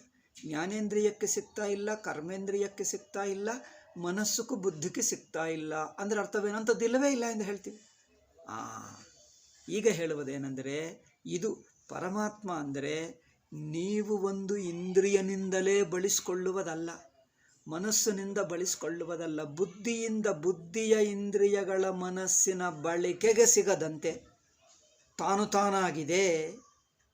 ನಿಮ್ಮ ಇಂದ್ರಿಯಗಳಿಗೆ ಸಿಗಲ್ಲ, ಮನಸ್ಸಿಗೆ ಸಿಗಲ್ಲ, ಬುದ್ಧಿಗೆ ಸಿಗಲ್ಲ, ಇರುವುದು ಮಾತ್ರ ತಾನೇ ಇರುತ್ತದೆ. ಅದು ಸ್ವತಃಸಿದ್ಧ. ಸ್ವತಃಸಿದ್ಧ ಅಂದ್ರೇನು? ಒಂದು ಇಂದ್ರಿಯ ಮೂಲಕ ಸಿದ್ಧವಲ್ಲ, ಮನಸ್ಸಿನ ಮೂಲಕ ಸಿದ್ಧವಲ್ಲ, ಬುದ್ಧಿ ಮೂಲಕ ಸಿದ್ಧವಲ್ಲ. ಇಂದ್ರಿಯಗಳು ಬಳಸಿದರೂ ಇರುತ್ತದೆ, ಬಳಸದಿದ್ದರೂ ಇರುತ್ತದೆ. ಅಂದರೆ ಇಂದ್ರಿಯಗಳಕ್ಕೆ ಆಧಾರವಾಗಿರುತ್ತದೆ.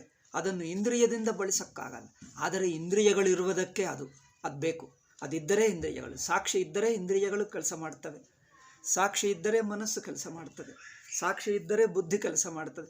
ಬುದ್ಧಿಗೆ ಸಾಕ್ಷಿ ಸಿಗಲ್ಲ, ಆದರೆ ಸಾಕ್ಷಿಯಲ್ಲೇ ಬುದ್ಧಿ ಕೆಲಸ ಮಾಡ್ತದೆ, ಮನಸ್ಸು ಕೆಲಸ ಮಾಡ್ತದೆ, ಇಂದ್ರಿಯಗಳು ಮಾಡ್ತವೆ.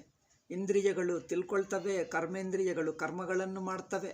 ಅಂದರೆ ಕರ್ಮಫಲಗಳು, ಜ್ಞಾನೇಂದ್ರಿಯಗಳು, ಜ್ಞಾನಫಲಗಳು, ಇವುಗಳೆಲ್ಲ ಯಾವ ಸಾಕ್ಷಿಯನ್ನು ಆಧಾರವಾಗಿಟ್ಟುಕೊಂಡು ನಡೆಯುತ್ತಾ ಇದೆಯೋ ಆ ಸಾಕ್ಷಿ ಸ್ವತಃ ಸಿದ್ಧ, ಅದು ನಿಷ್ಪ್ರಪಂಚ ಹೇಳ್ತೀನಿ.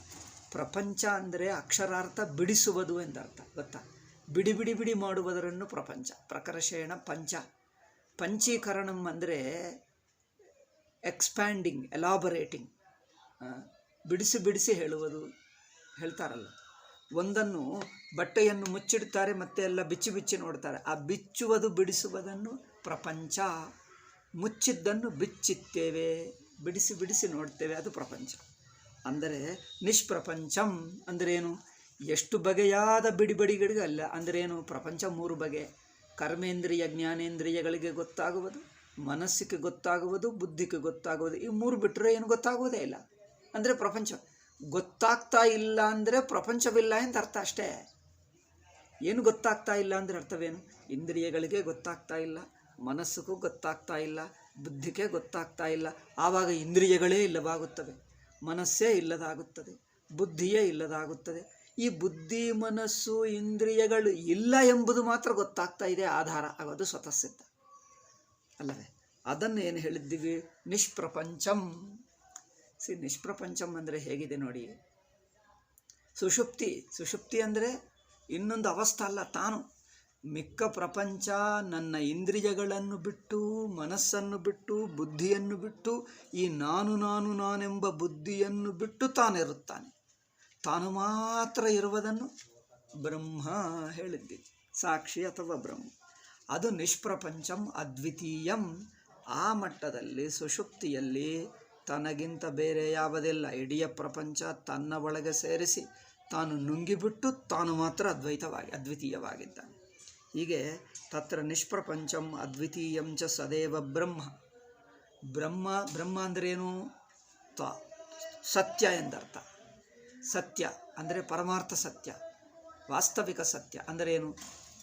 ತಾನಾಗಿರುವವನ್ನು ವಾಸ್ತವಿಕ ಸತ್ಯ ಹೇಳಿದ್ದೀವಿ. ತಾನಂದರೆ ಇಷ್ಟೊತ್ತು ಹೇಳಿದ್ದೀವಿ ನೋಡಿ. ಒಂದು ಇಂದ್ರಿಯಗಳ ಬಳಕೆಗೆ, ಮನಸ್ಸಿನ ಬಳಕೆಗೆ, ಬುದ್ಧಿಯ ಬಳಕೆಗೆ ಸಿಗದೇ ಇರುವುದು. ಏಕೆ? ನೀವು ಅದನ್ನು ಬಳಸಕ್ಕಾಗದಿದ್ದರೆ ಅದನ್ನು ಹಿಡ್ಕೊಳ್ಳೋಕ್ಕಾಗಲ್ಲ, ತಳ್ಳಿಬಿಡೋಕ್ಕಾಗಲ್ಲ ಅಲ್ಲವೇ? ಅದನ್ನು ಹಿಡಿಯೋಕ್ಕಾಗಲ್ಲ, ಬಿಸಾಕೋಕ್ಕಾಗಲ್ಲ, ಹಿಡಿಯೋಕ್ಕಾಗಲ್ಲ, ಬಿಸಾಕೋಕ್ಕಾಗಲ್ಲ, ಪಡೆಯೋಕ್ಕಾಗಲ್ಲ, ಬಿಟ್ಟು ಬಿಡೋಕ್ಕಾಗಲ್ಲ. ಪಡೆಯೋಕ್ಕಾಗಲ್ಲ, ಬಿಟ್ಟು ಬಿಡೋಕ್ಕೆ. ಏಕೆ? ನಿಮ್ಮ ಇಂದ್ರಿಯಗಳಿಗೆ ಸಿಗಲ್ಲವಲ್ಲವೇ? ಇಂದ್ರಿಯಗಳಿಂದ ಬಳಸ್ಕೊಳ್ಳೋಕ್ಕಾಗಲ್ಲ, ಇಂದ್ರಿಯಗಳಿಗೆ ಸಿಗಲ್ಲ, ಮನಸ್ಸಿಗೆ ಸಿಗಲ್ಲ, ಬುದ್ಧಿಗೆ ಸಿಗಲ್ಲ. ಆದರೆ ಇರುತ್ತದೆ. ಅದು ನೋಡಿ, ತಾನು ತನ್ನ ಪಾಡಿಗೆ ತಾನು. ನೀವು ಏನು ಮಾಡಿದ್ದರೂ ಮಾಡದಿದ್ದರೂ ಅದು ಮಾತ್ರ ಇರ್ತದೆ. ನೀವು ಪಡ್ಕೊಂಡರೂ ಬಿಟ್ಟರೂ ಮಿಕ್ಕದು ಪಡೆಯಬಹುದು, ಬಿಡಬಹುದು. ಅದನ್ನು ಮಾತ್ರ ಪಡೆಯೋಕ್ಕಾಗಲ್ಲ, ಬಿಡೋಕ್ಕಾಗಲ್ಲ. ತಾನಿದೆ, ಸ್ವತಃ ಸಿದ್ಧ. ಸುಷುಪ್ತಿ ನೋಡಿ, ತಾನಿದೆ. ಸುಷುಪ್ತಿ ಅಂದರೆ ತಾನೇ. ತಾನು ಇನ್ನೊಂದು ಏನಾದರೂ ಮಾಡಬಹುದು, ತನ್ನನ್ನು ತಾನು ಬಿಡಿಸ್ಕೊಳ್ಳೋಕ್ಕಾಗಲ್ಲ, ಪಡ್ಕೊಳ್ಳೋಕ್ಕಾಗಲ್ಲ. ತಾನಿರುವುದೇ ಹಾಗೆ, ಸ್ವತಃ ಸಿದ್ಧ ಅಲ್ಲವೇ? ಇದು ನಿಷ್ಪ್ರಪಂಚಂ ಅದ್ವಿತೀಯಂಚ ಸದೇವ ಬ್ರಹ್ಮ. ಹೀಗೆ ನಿಷ್ಪ್ರಪಂಚವಾಗಿ. ನಿಷ್ಪ್ರಪಂಚ ಅಂದರೆ ಏನು? ಇಂದ್ರಿಯಗಳಿಂದ ಗೊತ್ತಾಗುವುದು ಪ್ರಪಂಚ, ಮನಸ್ಸಿನಿಂದ ಗೊತ್ತಾಗುವುದು ಪ್ರಪಂಚ, ಬುದ್ಧಿಯಿಂದ ಗೊತ್ತಾಗುವುದು ಪ್ರಪಂಚ. ಇನ್ನೂ ಹೇಳಬೇಕಾದರೆ ಇಂದ್ರಿಯ ರೂಪ ಇಂದ್ರಿಯದಿಂದ ಗೊತ್ತಾಗುವುದು, ಮನಸ್ಸಾಗಿರುವುದು ಮನಸ್ಸಿನಿಂದ ಗೊತ್ತಾಗುವುದು, ಬುದ್ಧಿಯಾಗಿರುವುದು ಬುದ್ಧಿಯಿಂದ ಗೊತ್ತಾಗುವುದು. ಈ 3 ಯಾವುದು ಅಂದರೆ ಇಡೀ ಅವಸ್ಥೆ ಇಲ್ಲ. ಜಾಗೃತ್ ಸ್ವಪ್ನಗಳು 2 ಇಲ್ಲ ಎಂದರ್ಥ ಅಷ್ಟೇ. ಪ್ರಪಂಚ ಅಂದ್ರೇನು? ಜಾಗೃತ್ ಸ್ವಪ್ನ ಅವಸ್ಥೆಗಳು ಪ್ರಪಂಚ. ನಿಷ್ಪ್ರಪಂಚ ಅಂದ್ರೇನು? ಈ 2 ಬಿಟ್ಟು ತಾನು ಮಾತ್ರ ಸ್ವತಃ ಸಿದ್ಧವಾಗಿದೆ. ಅದು ಅದ್ವಿತೀಯ. ಅದ್ವಿತೀಯ ಅಂದ್ರೇನು? ಅದು ಎಚ್ಚರ ಅವಸ್ಥೆ ಅಲ್ಲ, ಕನಸಿನ ಅವಸ್ಥೆ ಅಲ್ಲ. ಸುಷುಪ್ತಿ ಎಂಬುದು ಅವ್ಯಕ್ತವಾಗಿ ತಗೊಂಡರೆ ಅದು ಅಲ್ಲ ಅಷ್ಟೇ. ಅದ್ವಿತೀಯ ಅಂದ್ರೇನು? ಎರಡನೆಯದಿಲ್ಲ ಅಂದ್ರೇನು? ಎರಡನೆಯದೆಂಬುದು ಯಾವ ಅನುಭವವಿದೆಯೋ ಆ ಅನುಭವ ಬಿಟ್ಟು ಎಂದರ್ಥ. ಅದ್ವೈತ ಅಂದ್ರೇನು? ದ್ವೈತವಿಲ್ಲ ಅಂದ್ರೇನು? ಮೊದಲು ದ್ವೈತ ಅಂದ್ರೇನು? ನಾವು ಜಾಗ್ರತ್ನಲ್ಲಿ ಪ್ರಮಾತೃ ಪ್ರಮೇಯ, ಜ್ಞಾತೃ ಜ್ಞೇಯವೆಂಬ ದ್ವೈತದಲ್ಲಿದ್ದೇವೆ. ಕರ್ತೃ ಕರ್ಮ, ಭೋಕ್ತೃ ಭೋಗ್ಯ, ಜ್ಞಾತೃ ಜ್ಞೇಯ. ಸ್ವಪ್ನದಲ್ಲಿ ಹೇಗಿದ್ದೇವೆ? ಅದೇ ಬಗೆಯಾಗಿ ಕರ್ತೃ ಕರ್ಮ ಭೋಕ್ತೃ ಭೋಗ್ಯ ಜ್ಞಾತೃ ಜ್ಞೇಯ ಎಂಬ ನಾನು ಮಿಕ್ಕದ್ದು ಎಂಬ ವಿಂಗಡ ಭಾವದಲ್ಲಿದ್ದೇವೆ. ಎಲ್ಲಿ? ಜಾಗ್ರತ್ನಲ್ಲಿ, ಸ್ವಪ್ನದಲ್ಲಿ. ಸುಷುಪ್ತಿಯನ್ನು ಅವಸ್ಥೆಯಾಗಿ ತಗೊಂಡರೆ ಅದಕ್ಕೆ ಅಲ್ಲಿಯೂ ಒಂದು ಬಗೆಯಾದ ದ್ವೈತ ಇದೆ. ಸುಷುಪ್ತಿಯಲ್ಲಿ ದ್ವೈತ ಹೇಗಿದೆ? ಸುಷುಪ್ತಿಯನ್ನು ಒಂದು ತುರೀಯವಾಗಿ ನೋಡುವುದು ಒಂದು, ಅವಸ್ಥೆಯಾಗಿ ನೋಡುವುದು ಒಂದು. ಸುಷುಪ್ತಿಯನ್ನು ಅವಸ್ಥೆಯಾಗಿ ನೋಡಿದ್ದರೆ ದ್ವೈತ ಇದೆ, ತುರೀಯವಾಗಿ ನೋಡಿದ್ದರೆ ದ್ವೈತವಿಲ್ಲ. ಅವಸ್ಥೆಯಾಗಿ ನೋಡುವುದರಲ್ಲಿ ಹೇಗೆ ದ್ವೈತ ಹೇಗೆ? ನಾನು ಸುಷುಪ್ತಿಗೆ ಇಡೀ ಜಾಗೃತ್ ಪ್ರಪಂಚ ಸ್ವಪ್ನ ಪ್ರಪಂಚ ಹೋಗುತ್ತಾ ಇದೆ ಬರುತ್ತಾ ಇದೆ, ಇದು ದ್ವೈತ. ಹೋಗುತ್ತಾ ಇದೆ ಬರುತ್ತಾ ಇದೆ ಅನಿಸಿಕೆ ಇದ್ದರೆ, ಹಾಗೆ ಅನಿಸುತ್ತಾ ಇದ್ದರೆ, ಹಾಗೆ ತಿಳ್ಕೊಂಡರೆ ಅದು ದ್ವೈತ ಪ್ರಪಂಚ ಅಲ್ಲವೇ? ಈಗ ಮತ್ತೆ ಯಾವುದೋ ಸುಷುಪ್ತಿಯಲ್ಲಿ ಸೇರಿಕೊಳ್ಳಬೇಕಂತ ಆ ಸೇರಿಕೊಳ್ಳುವುದು ಇನ್ನೊಂದಿಲ್ಲವೇ ಇಲ್ಲ. ಯಾವ ಜಾಗೃತ್ ಸ್ವಪ್ನಗಳು ಸುಷುಪ್ತಿಗೆ ಸೇರಿಕೊಳ್ಳಬೇಕು, ಸೇರಿಕೊಂಡು ಮತ್ತೆ ಹೊರಗೆ ಬರುತ್ತವೆ ಅಂದರೆ ಅದು ಸುಷುಪ್ತಿ ಅವಸ್ಥೆ ಆಯಿತು. ಪ್ರಾಜ್ಞಪಾದ 3ನೇ ಪಾದ ಮಾಂಡುಕ್ಯದಲ್ಲಿ ಹೇಳಿದ್ದು. ಜಾಗೃತ್ ಸ್ವಪ್ನ ಪ್ರಪಂಚಗಳು ತನ್ನ ಒಳಗೆ ಸೇರಿಕೊಳ್ತವೆ ಮತ್ತು ಹೊರಗೆ ಬರುತ್ತವೆ, ಸೇರಿಕೊಳ್ತವೆ ಬರುತ್ತವೆ, ಸೃಷ್ಟಿ ಪ್ರಳಯ. ಹೀಗೆ ಸೇರಿಕೊಳ್ತವೆ ಬರುತ್ತವೆ ಎಂಬ ದೃಷ್ಟಿಗೆ ಯಾವುದು ಕಂಡು ಬರುತ್ತದೋ ಅದು ಇನ್ನೂ ದ್ವೈತವೇ. ಜಾಗೃತ್ತಿನಲ್ಲಿರುವ ದ್ವೈತ ಹೇಗೆ? ಜ್ಞಾತೃ ಜ್ಞೇಯ ಎಂಬುದು ದ್ವೈತ, ನಾನು ಮಿಕ್ಕದ್ದು ಎಂಬುದು ದ್ವೈತ. ಸ್ವಪ್ನದಲ್ಲಿ ಯಾವ ಬಗೆಯಾದ ದ್ವೈತ? ನಾನು ಮಿಕ್ಕದ್ದು ಎಂಬುದು ದ್ವೈತ. ಸುಷುಪ್ತಿಯನ್ನು ಅವಸ್ಥೆಯಾಗಿ ತಗೊಂಡರೆ ಅದು ಹೇಗೆ ದ್ವೈತ? ಅದಕ್ಕೆ ಸೇರಿಕೊಳ್ತದೆ ಮತ್ತು ಹೊರಗೆ ಬರುತ್ತದೆ. ಅಂದರೆ ಎಲ್ಲಿಗೆ ಸೇರುತ್ತದೋ ಸುಷುಪ್ತಿ, ಏನು ಸೇರುತ್ತದೋ ಅವಸ್ಥೆ. ಅವಸ್ಥೆ ಒಂದು ಸುಷುಪ್ತಿಗೆ ಸೇರಿಕೊಳ್ಳುವ ಸುಷುಪ್ತಿ ಒಂದು, ಅವಸ್ಥೆ ಒಂದು. ಸುಷುಪ್ತಿ ಒಂದು ಅವಸ್ಥೆ ಅಂದರೆ ಜಾಗೃತ ಸ್ವಪ್ನ. ಅವಸ್ಥೆ ಒಂದು ಸುಷುಪ್ತಿ ಒಂದು, ಅದಕ್ಕೆ ಸೇರಿಕೊಳ್ತದೆ ಹೊರಗೆ ಬರುತ್ತದೆ. ಅಂದರೆ 2 ಆಯಿತು. ಅವಸ್ಥೆ ಒಂದಾಯಿತು, ಸುಷುಪ್ತಿ ಇನ್ನೊಂದಾಯಿತು. ಇದು ಅಲ್ಲಿಗೆ ಸೇರಿಕೊಳ್ತದೆ, ಅಲ್ಲಿಂದ ಇದಕ್ಕೆ ಹೊರಗೆ ಬರುತ್ತದೆ. ಈ ಹೊರಗೆ ಒಳಗೆ ಬರುವುದು ಸೇರುವುದು ಇದೆಲ್ಲ ಇದು ದ್ವೈತ. ಆದರೆ ಈಗ ಅದ್ವಿತೀಯ ಅಂದರೇನು? ಇನ್ನೊಂದು ಸೇರುವುದಿಲ್ಲ. ಏಕೆ? ಯಾವ ಜಗತ್ತು ತನ್ನಲ್ಲಿ ಬಂದು ಸೇರಿಕೊಳ್ತದೋ ಆ ಜಗತ್ತಿಲ್ಲ. ಏಕೆ? ತನ್ನಲ್ಲಿ ಅಡಕವಾಗೇ ಇದೆ. ಈಗ ತನಗಿಂತ ಬಿಡಿಯಾಗಿಲ್ಲ. ಹೊರಗಿನಿಂದ ಬಂದು ನನ್ನಲ್ಲಿ ಸೇರಿಕೊಳ್ಳಬೇಕಾಗಿಲ್ಲ, ಮತ್ತು ನನ್ನಿಂದ ಹುಟ್ಟಿ ಹೊರಗೆ ಬೇಕಾಗಿಲ್ಲ. ಹೊರಗೆ ಎಂಬುದೇ ಇಲ್ಲ. ಅದರಿಂದ ಜಾಗೃತ್ ಸ್ವಪ್ನಗಳು ಹೊರಗಿನಿಂದ ಸುಷುಪ್ತಿಯಲ್ಲಿ ಸೇರಿಕೊಳ್ತವೆ ಎಂದು ಅಂದ್ಕೊಳ್ತಾರೆ. ಯಾವಾಗ? ಇನ್ನೂ ಅವಸ್ಥಾ ದೃಷ್ಟಿ ನೋಡುವಾಗ. ಇಲ್ಲಿ ತುರಿಯ ಅಂದ್ರೇನು? ಹೊರಗೆ ಎಂಬುದೇ ಇಲ್ಲ, ಹೊರಗಿನಿಂದ ಬಂದು ಸೇರಿಕೊಳ್ಳುವುದಲ್ಲ, ಅದು ತನ್ನಲ್ಲೇ ಇದೆ, ತಾನೇ ಅದು ಅದ್ವಿತೀಯ. ಈಗ ಮತ್ತೆ ಹೊರಗೆ ಬರುವುದೂ ಇಲ್ಲ. ಏಕೆ? ಹೊರಗೆ ಎಂಬುದೇ ಇಲ್ಲ. ಹೊರಗಿನಿಂದ ಎಂಬುದಿಲ್ಲ ಮತ್ತು ಹೊರಗೆ ಎಂಬುದಿಲ್ಲ. ಈ ಹೊರಗಿನಿಂದ ಹೊರಗೆ ಎಂಬುದು ಇಲ್ಲದ ಇರವು ಮಾತ್ರ ಅದ್ವಿತೀಯ. ನೋಡಿ, ಅದ್ವಿತೀಯ ಅಂದರೆ ಹೀಗೆ ನೋಡಬೇಕು. ಅನುಭವಾನುಸಾರವಾಗಿ ಯಾವ ಪದವನ್ನಾದರೂ ವಿಚಾರ ಮಾಡಬೇಕು. ಅನುಭವಾನುಸಾರವಾಗಿ ಸ್ಪಷ್ಟತೆ ಇರುತ್ತೆ.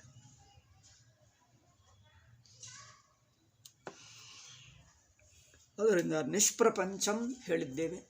ಅದ್ವಿತೀಯ ಅಂದ್ರೇನು? ದ್ವೈತರಹಿತ. ದ್ವೈತರಹಿತ ಅಂದರೆ ದ್ವೈತ ಇದ್ದುಕೊಂಡು ಹೋಯ್ತಾ? ಅದಲ್ಲ. ದ್ವೈತ ಇದ್ದುಕೊಂಡು ಹೋಯಿತು ಅಂದರೆ ಅದು ದ್ವೈತವೇ. ದ್ವೈತ ಮೊದಲಿತ್ತು ನಂತರ ಹೋಯಿತು ಅಂದರೆ ಆ ಇತ್ತು ಹೋಯಿತು, ಆ ಇರುವುದು ಹೋಗುವುದೆಂಬುದೇ ದ್ವೈತ. ಏಕೆ? ಇನ್ನೊಂದಿದ್ದರೆ ನಿಮಗೆ ಹಾಗೆ ಯೋಚನೆ ಬರುತ್ತದೆ. ತನಗಿಂತ ಎರಡನೆಯದಿಲ್ಲ, ಇರುವುದೆಲ್ಲ ಒಂದೇ. ಮತ್ತೆ ಇರುವುದು ಹೋಗುವುದು ಬರುವುದು ಈ ಥಾಟೇನೂ ಇಲ್ಲದೆ ಸ್ವತಃ ಸಿದ್ಧವ ಅದ್ವಿತೀಯ ಇದೆ ನೋಡಿ. ಆ ಸುಷುಪ್ತಿ ಮಾತ್ರ ಅದ್ವಿತೀಯ. ಆ ಅದ್ವಿತೀಯವು ಯಾವಾಗಿದೆ? ಇಂದ್ರಿಯಗಳಿಂದ ಗೊತ್ತಾಗ್ತಾ ಇದೆಯಾ? ಇಂದ್ರಿಯಗಳಿಂದ ಬಳಸಿಕೊಳ್ಳಬಹುದಾ? ಆ ಅದ್ವಿತೀಯ ತತ್ವವನ್ನು ಬಳಸಕ್ಕಾಗಲ್ಲ.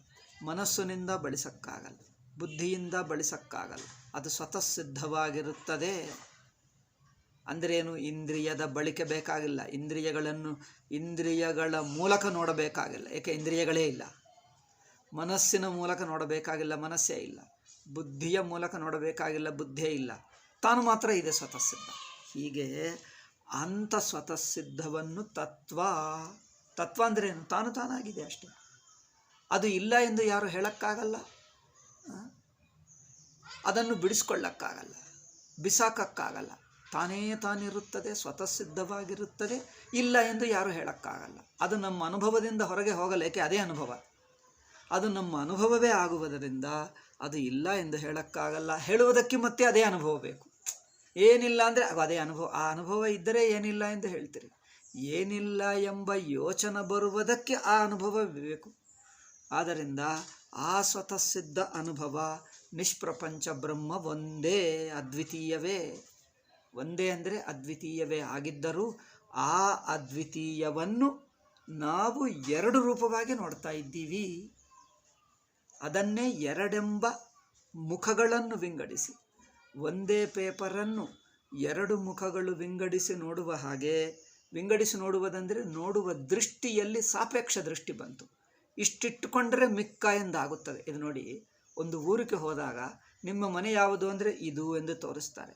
ಇದು ನಮ್ಮ ಮನೆ ಎಂದು ತೋರಿಸಿದರೆ ಇದು ಮಿಕ್ಕ ಮನೆಗಳು ನನ್ನದಲ್ಲ ಎಂದು ವಿಂಗಡಿಸ್ತೀವಿ ಅಲ್ಲ. ಇಷ್ಟು ನಾನು ಅಂದರೆ ಮಿಕ್ಕ ಎಂದು ಆಗುತ್ತದೆ. ಅದ್ವಿತೀಯ ಅಂದರೆ ಏನು? ನಾನು ಎಂದು ಹೇಳೋಕ್ಕಾಗಲ್ಲ, ಮಿಕ್ಕ ಎಂಬುದು ಉಳಿಯಲ್ಲ. ಎಷ್ಟು ಚೆನ್ನಾಗಿದೆ ನೋಡಿ. ನಾನು ಎಂದು ಹೇಳೋಕ್ಕಾಗಲ್ಲ, ಮಿಕ್ಕ ಎಂಬುದು ಉಳಿಯಲ್ಲ. ಮರದೇನು? ಅದನ್ನು ಏನೆಂದು ಹೇಳ್ತೀರಿ? ಏನು ಹೇಳೋಕ್ಕಾಗಲ್ಲ, ಇರುವುದೆಲ್ಲ ಒಂದೇ. ನಾನು ಎಂಬುದು ಸ್ವಲ್ಪ, ಮಿಕ್ಕದೆಂಬುದು ಉಳಿಯುತ್ತದೆ. ಈಗ ನಾನು ಮಿಕ್ಕ ಎರಡೂ ಇಲ್ಲ, ಎಲ್ಲ ಒಂದೇ ಆಯಿತು. ಆ ವಿಂಗಡವೇ ಕಲ್ಪಿತ. ಏಕೆ? ಒಂದೇ ಸ್ವತಃ ಸಿದ್ಧವಾಗಿರುವ ತತ್ವವನ್ನು ಇಷ್ಟು ಸ್ವಲ್ಪ ಇಟ್ಕೊಂಡು ನಾನಾಯಿತು, ಇಷ್ಟೊಂದು ಇಟ್ಕೊಂಡ್ರೆ ಮಿಕ್ಕದು ಉಳಿಸಿಬಿಟ್ಟಿದ್ದೀರಿ, ಅದು ಎರಡನೇದಾಯಿತು. ಹೀಗೆ ಒಂದನ್ನೇ ಇರುವುದು ಒಂದೇ, ನೋಡುವ ದೃಷ್ಟಿಯಲ್ಲಿ ವಿಂಗಡ. ನೋಡಿ, ವಿಂಗಡನೆ ದ್ವೈತ ಎಂಬುದು ಒಂದಿಲ್ಲ, ದ್ವೈತ ಎಂಬುದು ಇಲ್ಲ. ದ್ವೈತ ಎಂಬುದು ನೋಟ, ಇರುವುದು ಅದ್ವಿತೀಯ, ಹಾಗೆ ತೋರುವುದು, ಹಾಗೆ ಅನಿಸಿಕೊಳ್ಳುವುದು. That is your way of looking. ನೀವು ನೋಡುವ ಬಗೆಯಲ್ಲಿ ಎರಡಾಗಿ ಕಂಡು ಬರುತ್ತದೆ. ನೋಡುವ ಬಗೆಯಲ್ಲೇ ದ್ವೈತ ಆಗುತ್ತದೆ ಹೊರತು ಇರುವ ಬಗೆಯಲ್ಲಿ ದ್ವೈತ ಇಲ್ಲ. ಇದು ವ್ಯತ್ಯಾಸ. ಇರುವುದು ತಾನು, ನೋಡುವ ಬಗೆಯಲ್ಲಿ ಇಷ್ಟು ನೋಡಿದೆ, ಮಿಕ್ಕ ನೋಡಿದೆ. ಅಂದರೆ ನೀವು ಒಟ್ಟು ಒಂದು ನಾಣ್ಯ ನೋಡಿ, ನಾಣ್ಯವನ್ನು ಒಟ್ಟು ನೋಡೋಕ್ಕಾಗದಿದ್ದರೆ ಸ್ವಲ್ಪ ಸ್ವಲ್ಪ ನೋಡ್ತೀರಿ. ಇಷ್ಟು ನೋಡಿದೆ, ಮತ್ತು ಈ ಪಕ್ಕ ನೋಡಿದೆ. ಅಥವಾ ಒಂದು ದೊಡ್ಡ ವಸ್ತುವಿದ್ದರೆ, ಇಷ್ಟು ಉದ್ದ ವಸ್ತು ಒಟ್ಟು ನೋಡೋಕ್ಕಾಗಲ್ಲ. ಪುಸ್ತಕ ನೋಡಿ, ಒಂದು ಒಟ್ಟು ಪುಸ್ತಕ ನೋಡೋಕ್ಕಾಗಲ್ಲ. ಒಂದೊಂದು ಪೇಜಿ ಒಂದೊಂದು ಪೇಜಿ ಒಂದೊಂದು ಪೇಜಿ ನೋಡ್ತೀವಿ. ಅದೇ ಈ ಪೇಪರೆಲ್ಲ ಬೈಂಡಿಂಗ್ ಬಿಚ್ಚಿಸಿ ಹೀಗೆ ಬಿಚ್ಚಿಟ್ಟರೆ ಪೇಪರೆಲ್ಲ ಒಟ್ಟಿಗೆ ನೋಡಬಹುದು. ಹಾಗೆ ಸುಮ್ಮನೆ ಹೇಗೆ ನೋಡುವ ಬಗೆಯಲ್ಲಿ ವ್ಯತ್ಯಾಸ ಹೇಳ್ತಾ ಇದ್ದೀನಿ. ಜೀವ ಈಶ್ವರ ವಿಭಾಗ ಎನ್ನುವುದು ನೋಡುವ ಬಗೆಯಲ್ಲಿರುವ ವ್ಯತ್ಯಾಸವೇ ಹೊರತು ಇರುವ ಬಗೆಯಲ್ಲೆಲ್ಲ. ಇರುವುದು ಬ್ರಹ್ಮ, ತೋರುವುದು ಜೀವೇಶ್ವರ ವಿಭಾಗ. ಅದು ಇರಬೇಕು ಅಲ್ಲವೇ? ಅನಿಸಿಕೆ, ಮನಸ್ಸುಗೂ ಅನಿಸುತ್ತದೆ ಜೀವ ಈಶ್ವರ. ಬುದ್ಧಿಗೆ, ಮನಸ್ಸಿಗೆ, ಇಂದ್ರಿಯಗಳಿಗೆ. ಆ ಇಂದ್ರಿಯಗಳು ಮನಸ್ಸು ಬುದ್ಧಿಯನ್ನು ಬಿಟ್ಟಿರುವ ಸ್ವರೂಪದಲ್ಲಿ ವಿಂಗಡ ಮಾಡೋಕ್ಕಾಗಲ್ಲ. ಯಾಕೆ? ವಿಂಗಡ ಇಲ್ಲವೇ ಇಲ್ಲ. ಆ ವಿಂಗಡವಿಲ್ಲದ ಸ್ವತಃ ಸಿದ್ಧ ಅದ್ವಿತೀಯ ಬ್ರಹ್ಮವನ್ನೇ ವಿಂಗಡಿಸುವುದು ಕ್ರಿಯೆ ಅಲ್ಲ, ಅನಿಸಿಕೆಯೇ ವಿಂಗಡ. ಅನಿಸುತ್ತಾ ಇದೆ, ವಿಂಗಡ ಮಾಡ್ತಾ ಇಲ್ಲ. ಒಂದು ಇರುವುದು ಒಂದು. ಇದು ಪೆನ್ನು, ನಾನು ಪೆನ್ಸಿಲ್ ಅಂದ್ಕೊಳ್ತೀನಿ ಅನ್ಕೋ, ಅಥವಾ ಇನ್ನೇನೋ ಆಟ ವಸ್ತು ಅಂದ್ಕೊಳ್ತೀವಿ ಅನ್ಕೋ. ನೀವು ಎಷ್ಟು ಅಂದ್ಕೊಂಡರೂ ಅದು ಇರುವುದು ಮಾತ್ರ ಬದಲಾವಣೆ ಆಗಲ್ಲ. ಆಗುತ್ತದೆ? ಇರುವುದು ಪೆನ್ನೇ, ನೀವು ಊಹಿಸ್ಕೊ. ಇದನ್ನು ಏನೋ ಏನೋ ಏನೋ ಊಹಿಸ್ಕೊಂಡು ಬಿಡು ಅಲ್ಲವೇ? ಇದು ಪೇಂಟಿಂಗ್ ಬ್ರಷ್ ಅನ್ಕೋ, ಇನ್ನೇನೋ ಆಟ ವಸ್ತು ಅನ್ಕೋ. ಅಂದರೆ ನೀವು ಅಂದುಕೊಳ್ಳುವುದು ಏನೇ ಇರಬಹುದು, ಎಷ್ಟಾದರೂ ಕಲ್ಪನಾ ಮಾಡಬಹುದು, ಇರುವುದು ಮಾತ್ರ ತಾನೇ. ಹಾಗೆ ಇರುವುದು ಅದ್ವಿತೀಯ ಬ್ರಹ್ಮ, ಅದು ಈಶ್ವರ ಎಂಬುದು ತೋರುವ ಬಗೆ. ಅವರೇನು ಹೇಳ್ತಾರೆ ದ್ವೈತಿಗಳು? ಈಶ್ವರ ಇದ್ದಾನೆ, ಜೀವ ಇದ್ದಾನೆ, ಇಬ್ಬರು ವಿಂಗಡ ಎನ್ನುವುದು ತಾನೇ ತಾನೇ ಇದ್ದಾನೆ. ಅಂದರೆ ಅರ್ಥವೇನಾಗುತ್ತದೆ? ಹಾಗೆ ಹೇಳಿದ್ದರೆ ಏನಾಗುತ್ತದೆ? ಜೀವನಿಗೆ ಈಶ್ವರ ಬೇರೆ ಎಂದು ಗೊತ್ತು, ಈಶ್ವರನಿಗೆ ಜೀವ ಬೇರೆ ಎಂದು ಗೊತ್ತು. ಇಬ್ಬರು ಬಿಡಿಬಿಡಿಯಾಗಿದ್ದರೆ ಅವನು ಇವನಿಗೆ ಹೇಗೆ ಗೊತ್ತಾಗ್ತಾನೆ, ಇವನು ಅವನಿಗೆ ಹೇಗೆ ಗೊತ್ತಾಗ್ತಾನೆ? ವಿಚಿತ್ರ ಅಲ್ಲವೇ? ಅವನಿಗಿಂತ ಹೊರಗೆ ಇರುವ ವಸ್ತು ಇವನಿಗೆ ಹೇಗೆ ಗೊತ್ತಾಗ್ತದೆ? ನನ್ನ ನೋಟಕ್ಕೆ ಹೊರಗೆ ಇರುವ ವಸ್ತುವು ನನ್ನ ನೋಟಕ್ಕೆ ಹೇಗೆ ಬರುತ್ತದೆ? ಈ ಪ್ರಶ್ನೆ ನೋಡಿ. ನನ್ನ ನೋಟದ ಏರಿಯಾ ಇದೆ, ನೋಟಕ್ಕೆ, ನೋಟ ಅಂದರೆ ದೃಷ್ಟಿ, ನನ್ನ ಐಸೈಟ್, ನನ್ನ ಕಣ್ಣಿನ ದೃಷ್ಟಿಗೆ ಹೊರಗೆ ಇರುವುದು ನನಗೆ ಹೇಗೆ ಗೊತ್ತಾಗ್ತದೆ? ಗೊತ್ತೇ ಆಗಲ್ಲ. ನನ್ನ ಕಣ್ಣಿನ ದೃಷ್ಟಿ ಒಳಗೆ ಇದ್ದದ್ದು ನಾನೇ. ಏಕೆ? ಕಣ್ಣಿನ ದೃಷ್ಟಿ ಒಳಗೆ ಇದ್ದದ್ದು ದೃಷ್ಟಿ ನಾನು. ನೋಡುವುದೆಲ್ಲ ದೃಷ್ಟಿಯಲ್ಲಿದೆ, ದೃಷ್ಟಿ ನನ್ನ ದೃಷ್ಟಿ ಆಗುವುದರಿಂದ ನನ್ನಲ್ಲೇ ಇದೆ. ಆದ್ದರಿಂದ ತನಗಿಂತ ಹೊರಗಿಂದು ತನಗೆ ಹೇಗೆ ಗೊತ್ತಾಗ್ತದೆ ಅಂದರೆ it is connected with me, ಅದು ನನಗೆ ಸಂಬದ್ಧವಾಗಿದೆ ಅಂದರೆ ಯಾವಾಗ? ಹೊಸದಾಗಿ ಸಂಬಂಧವ, ಎಂದಿಗೂ ಸಂಬಂಧವ. ಎಂದಿಗೂ ಇದ್ದರೆ ಎರಡು ಬಿಡಿ ಎಂದು ಹೇಳಕ್ಕೆ ಆಗಲ್ಲ. ಎಂದಿಗೂ ಸಂಬಂಧವಿದ್ದರೆ ಆ ಎರಡು ಬಿಡಿ ಎಂದು ಹೇಳಕ್ಕಾಗಲ್ಲ. ಏಕೆ? ಯಾವುದು ಬಿಡಿಸ್ಕೊಳ್ಳಕ್ಕಾಗುತ್ತದೋ ಈ ಬಿಡಿ ಎಂದು ಹೇಳ್ತೀವಿ. ಬಿಡಿಸಕ್ಕಾಗದಿದ್ದರೆ ಒಂದೇ. ಅದು ಇದು ಎಂದು ಬಿಡಿ ಬಿಡಿಯಾಗಿ ನೋಡಕ್ಕಾಗದಿದ್ದರೆ ಎರಡಲ್ಲ, ಒಂದೇ ಆಗುತ್ತದೆ. ಹಾಗೆ ಒಂದೇ ಪರಮಾತ್ಮ, ಒಂದೇ ಸ್ವತಃ ಸಿದ್ಧವಾದ ಬ್ರಹ್ಮವನ್ನು ಜೀವ ಈಶ್ವರ ಎಂದು ವಿಂಗಡಿಸಿ ನೋಡ್ತಾ ಇದ್ದೀವಿ. ವಿಂಗಡ ಅನಿಸಿಕೆಯಲ್ಲಿದೆ. ವಸ್ತುವನ್ನು ನಾಶ ಮಾಡ್ತಾ ಇಲ್ಲ. ಇರುವ ವಸ್ತು ಸ್ವತಃ ಸಿದ್ಧ ಬ್ರಹ್ಮವೊಂದೇ. ಅದನ್ನು ನೋಡುವ ಬಗೆಯಲ್ಲಿ ವಿಂಗಡಿಸಿದ್ದೇವೆ. ನಾನು ಎಂಬುದು ಒಂದು ಯೋಚನೆ. ನಾನು ಎಂಬ ಒಂದು ವೃತ್ತಿ ಇಟ್ಕೊಂಡರೆ ಆ ವೃತ್ತಿಗೆ ಎಟಕದೇ ಇರುವುದು, ಆ ವೃತ್ತಿ ಒಳಗೆ ಸೇರದೇ ಇರುವುದು ಮಿಕ್ಕ ಹೇಳ್ತೀವಿ. ನನ್ನ ವೃತ್ತಿ ಒಳಗೆ ಸೇರಿದ್ದು, ನಾನೆಂಬ ವೃತ್ತಿ ಒಳಗೆ ಸೇರಿದ್ದು, ನಾನೆಂಬ ವೃತ್ತಿಯಲ್ಲಿ ಸೇರದೇ ಇರುವ ಮಿಕ್ಕದು. ಈಗ ಇದು ಜೀವ ಈಶ್ವರ ವಿಭಾಗ. ಆದ್ದರಿಂದ ಸದೇವ ಬ್ರಹ್ಮ ಅವಿದ್ಯಾಕಲ್ಪಿತ ನಾಮರೂಪ ಬೀಜ ವ್ಯಾಕರಣಾಪೇಕ್ಷೆಯ. ಅವಿದ್ಯಾಕಲ್ಪಿತವಾಗಿ, ಅವಿದ್ಯಾ ಅಂದ್ರೇನು? ಅಧ್ಯಸ್ಥ. ಅಧ್ಯಸ್ಥ ಅಂದ್ರೇನು? ಕಲ್ಪಿತ. ಕಲ್ಪಿತ ಅಂದ್ರೇನು? ಅನಿಸಿಕೆ. ಅನಿಸಿಕೆಯಿಂದಲೇ ಅನಿಸುತ್ತಿರುವ ಎಂದರ್ಥ. ಅವಿದ್ಯಾಕಲ್ಪಿತ ಅಂದ್ರೇನು? ಅವಿದ್ಯಾ ಅಂದರೆ ಅನಿಸಿಕೆ. ಅನಿಸಿಕೆಯಿಂದಲೇ ಅನಿಸುತ್ತಾ ಇದೆ, ಇದ್ದುಕೊಂಡು ಅನಿಸುವುದಲ್ಲ. ಇದ್ದುಕೊಂಡು ಅನಿಸುವುದು ಒಂದು, ಅನಿಸಿಕೆಯಿಂದಲೇ ಅನಿಸುತ್ತಾ ಇದೆ, ಇದ್ದುಕೊಂಡು ಅನಿಸುವುದಲ್ಲ. ಅನಿಸಿಕೆಯಲ್ಲೇ ಅನಿಸಿಕೆ ಅನಿಸುತ್ತದೆ. ವ್ಯತ್ಯಾಸ ಗೊತ್ತಾಗ್ತದೆ. ಅವಿದ್ಯಾ ಕಲ್ಪಿತ. ಅವಿದ್ಯಾ ಅಂದರೆ ಅಧ್ಯಾಸ. ಅಧ್ಯಾಸದಿಂದ ಕಲ್ಪಿತ ಅಂದರೆ ಏನು? ಅಧ್ಯಾಸದಿಂದಲೇ ಅನಿಸುತ್ತದೆ, ಇದ್ದುಕೊಂಡು ಅನಿಸುತ್ತಾ ಇಲ್ಲ. ಈ ಭಾಷೆ, ಅದಕ್ಕೆ ಇದು ಪರಿಭಾಷೆ ಮೊದಲೇ ಹೇಳಿದ್ದೇನೆ. ಪದವನ್ನು ಹೇಗೆ ಬಳಸ್ತೀವಿ, ಪ್ರಕ್ರಿಯೆ. ಇದು ಟೀಚರ್ ಆಗುವುದಕ್ಕೆ ಇದು ಬೇಕು. ಒಂದೊಂದು ಮಾತು ಹೇಗೆ ಬಳಸಬೇಕು, ಹೇಳುವುದಲ್ಲೇ ಬಗೆ ಇರುತ್ತದೆ. ಸ್ವಲ್ಪ ಪದ ಇನ್ನೊಂದು ಬಗೆ ಹೇಳಿದರೆ ವ್ಯತ್ಯಾಸ ಆಗಿಬಿಡ್ತದೆ. ಹೇಳುವ ಬಗೆಯಲ್ಲೇ ಸ್ಪಷ್ಟತೆ ಇದೆ. ವೇದಾಂತ ಸಾರದಲ್ಲಿ ತತ್ವ ಗೊತ್ತಾಗ್ತದೆ. ಇದರಲ್ಲಿ ಹೇಳುವ ಬಗೆ ಅಂದರೆ ಮನನಕ್ಕೆ ಬೇಕಾಗ್ತದೆ. ಇದು ವೇದಾಂತ ಪರಿಭಾಷೆಯನ್ನು ಮನನಕ್ಕೆ ಉಪಯೋಗವಾಗ್ತದೆ, ಟೀಚಿಂಗ್ಗೆ ಉಪಯೋಗ. ಗುರುಗಳು ಹೇಳಿದ್ದನ್ನು ನಾವು ಮನನ ಮಾಡುವಾಗ ಉಪಯೋಗವಾಗ್ತದೆ.